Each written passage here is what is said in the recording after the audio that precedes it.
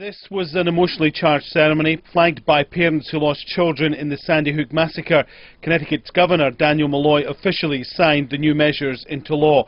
The state now has what supporters call some of the toughest gun control laws in the US, driven by the deaths of 20 children and 6 adults in December.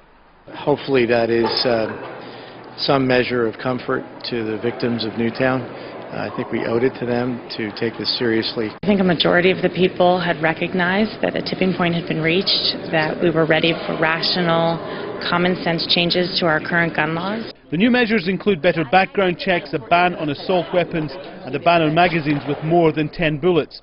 They're the sort of measures President Barack Obama would like to introduce nationally, a point he made during a trip to Colorado, a state which has also suffered a number of mass shootings. If you want to buy a gun, whether it's from a licensed dealer or a private seller, you should at least have to pass a background check to show you're not a criminal or someone legally prohibited from buying one. And that's just common sense. Obama has now held several events to discuss gun safety, but some critics say he's losing the battle. Congress doesn't seem ready to make significant changes. No major gun legislation has passed Congress since 1994.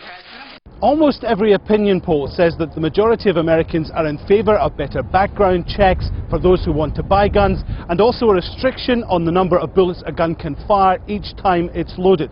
But despite that majority, and that includes gun owners, there's little chance of those measures becoming law because there's no majority for them in the Senate.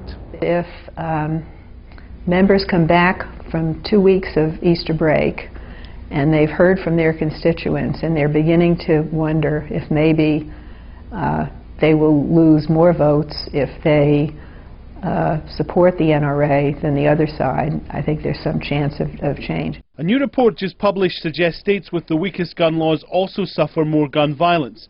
And while some states like Connecticut are tightening laws, others are easing them, exposing again the divide this debate creates in the United States. Alan Fisher, Al Jazeera, Washington.